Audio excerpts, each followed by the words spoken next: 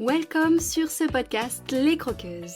Je suis Pauline pour vous guider, à la fois coach, formatrice, praticienne EFT, facilitatrice de cercles, de soins rituels et de stages. Oui, tout ça. En fait, je suis exploratrice de tous les possibles.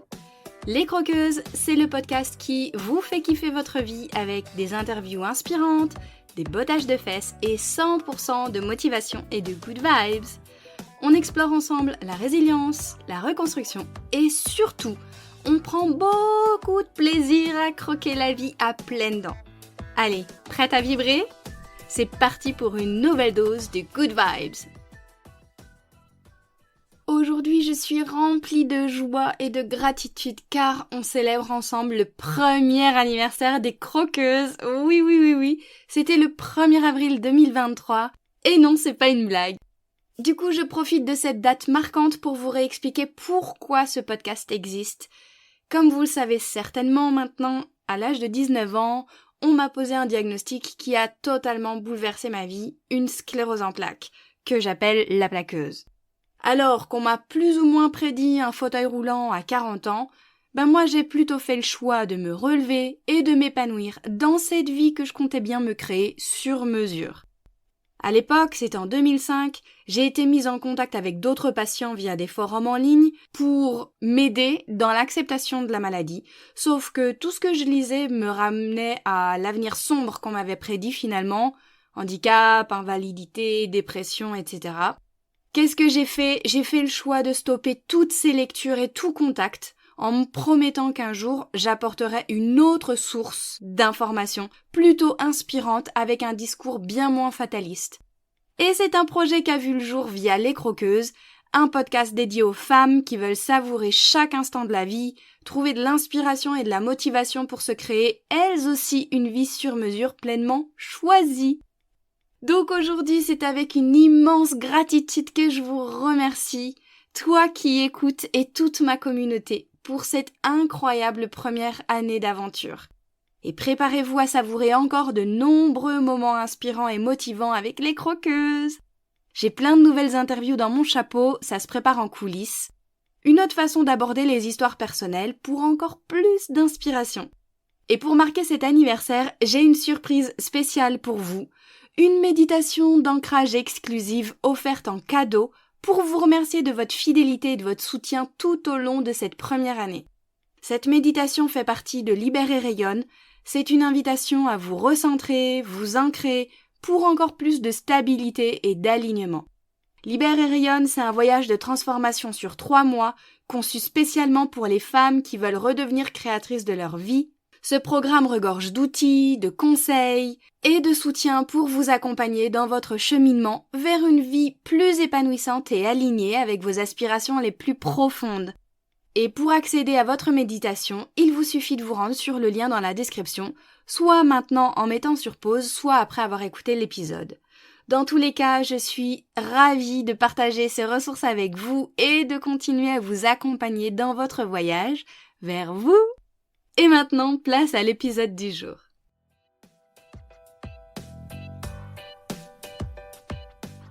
Salut les croqueuses, bienvenue dans un nouvel épisode Boost. Et aujourd'hui, on plonge dans un sujet qui m'a beaucoup questionnée personnellement.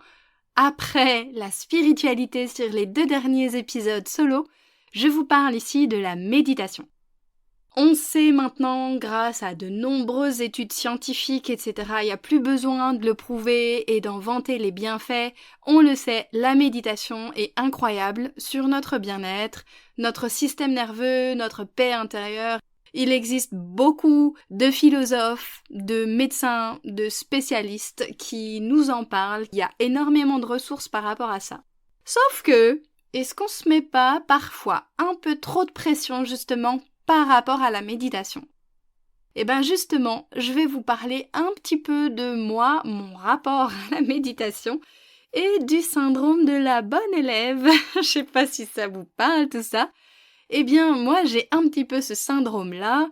J'ai toujours été plus ou moins à l'aise à l'école, j'ai toujours gazé, mais je me suis à chaque fois mis une grande pression sur le fait de faire exactement tout ce qu'on attendait de moi, jusqu'à présent en tout cas.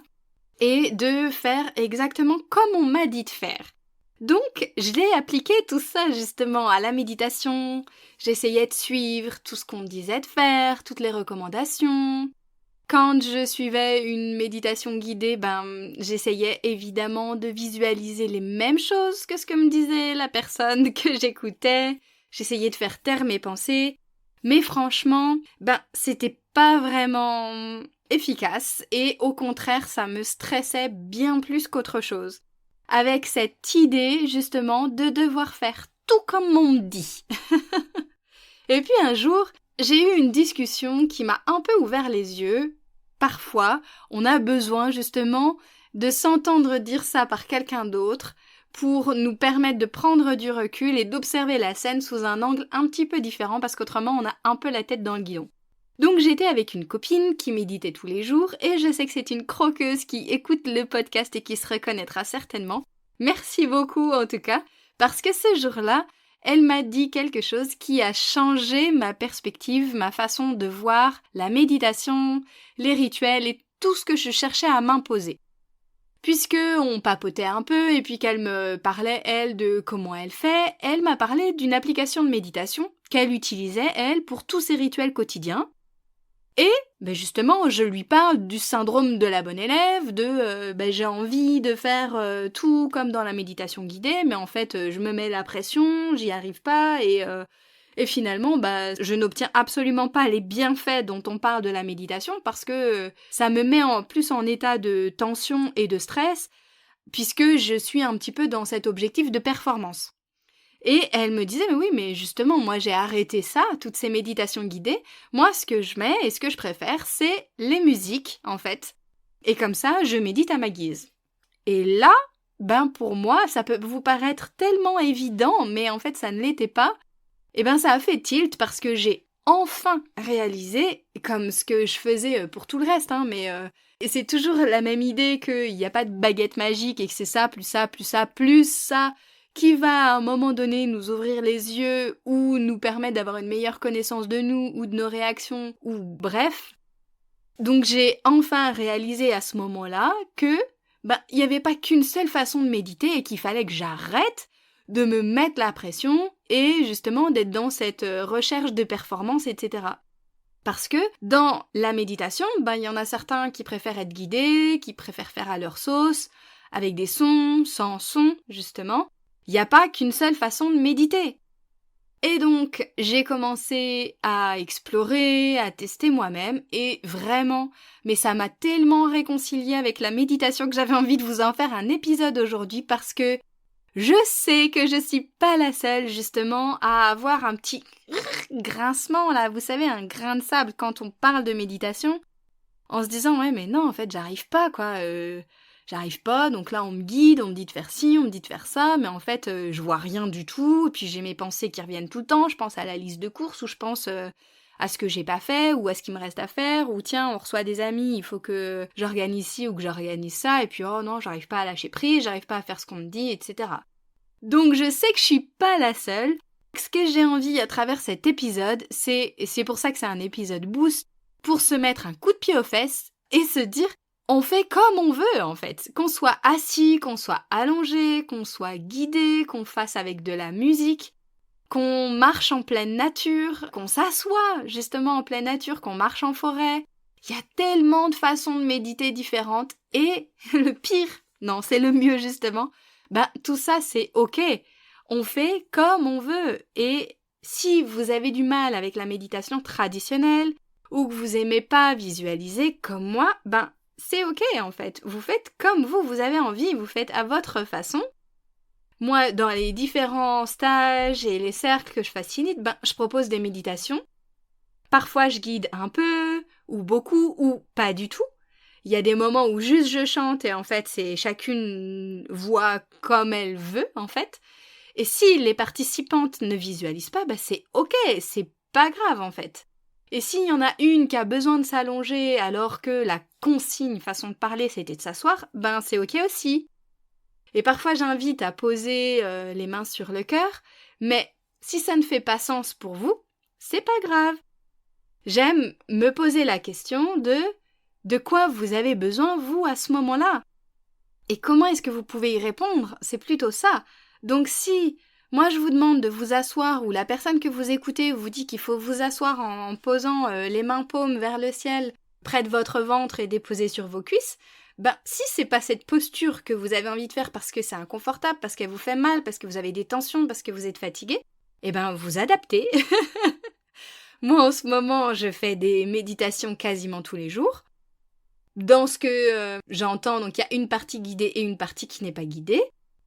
J'ai besoin de m'allonger, je m'allonge. Et si je m'endors, c'est ok aussi. Et j'aime me dire, peut-être à tort, j'en sais rien, et je m'en fiche complètement, j'aime me dire que justement, il y a une partie de mon inconscient, même si je dors, qui entend et qui travaille, entre guillemets, et que dans tous les cas, ça me fait du bien, en fait.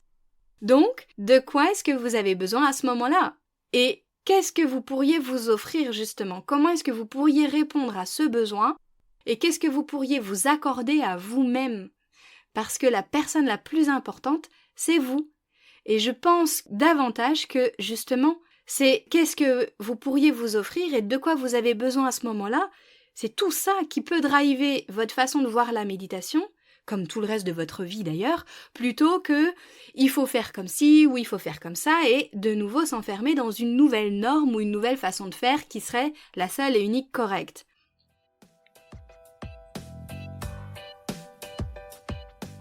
Et voilà les croqueuses, la méditation c'est personnel, c'est comme le chocolat, on aime ou on n'aime pas. Il y a certaines personnes qui le préfèrent noir, qui le préfèrent corsé, d'autres au lait, d'autres encore blanc ou avec des noisettes ou des morceaux de caramel, il y en a pour tous les goûts. Et on peut retrouver notre liberté dans une norme qu'on cherche à nous imposer ou qu'on cherche à s'imposer soi tout seul, pensant que c'est comme ça qu'il faut faire. Finalement, on a le droit de retrouver cette liberté et de se dire oui, on médite et qu'il n'y a pas qu'une seule façon pour arriver au bienfait de la méditation et qu'on peut adapter et que dans tous les cas, ça fait pas de mal. Peut-être que vous n'obtiendrez pas exactement les mêmes bénéfices de la méditation, mais dans tous les cas, vous êtes dans le respect de votre rythme, vous êtes dans le respect de votre énergie et vous êtes dans le respect de vos besoins. Il n'y a pas de règle stricte. L'essentiel pour nous, pour vous, c'est de trouver ce qui fonctionne pour chacun et chacune de nous. Donc libérez-vous de cette pression et méditez à votre façon. Et sur ces good vibes, je vous dis à bientôt pour la semaine prochaine. Ce sera une nouvelle interview des croqueuses.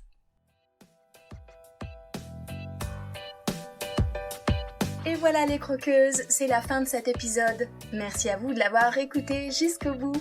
Si vous avez trouvé ma phrase gourmande avec le mot chocolat, n'hésitez pas à m'envoyer un message ou un commentaire. J'adore vous lire, échanger en direct avec vous pour parler de chocolat bien sûr, de gourmandise et de tous ces sujets qui nous touchent. Et si vous ne savez pas de quelle phrase gourmande je vous parle, vous pouvez filer écouter mon épisode 0 dans lequel j'explique tout ça. Et si cet épisode vous a plu, qu'il vous a apporté un peu d'énergie, d'élan et de la valeur, si vous vous dites que ce serait bien que d'autres femmes puissent l'écouter, n'hésitez pas à le partager et à le noter sur votre plateforme d'écoute favorite. C'est très rapide, notez le podcast en mettant des étoiles, ça l'aidera énormément à être visible pour qu'il touche encore plus de croqueuses. Merci à toutes celles qui le font déjà. Et vous pouvez aussi vous abonner pour être certaine de ne pas rater les prochains épisodes. Je vous souhaite une super journée ou soirée, où que vous soyez, avec gourmandise bien sûr. À la semaine prochaine pour une nouvelle dose de pétillance, d'inspiration et de bonne humeur.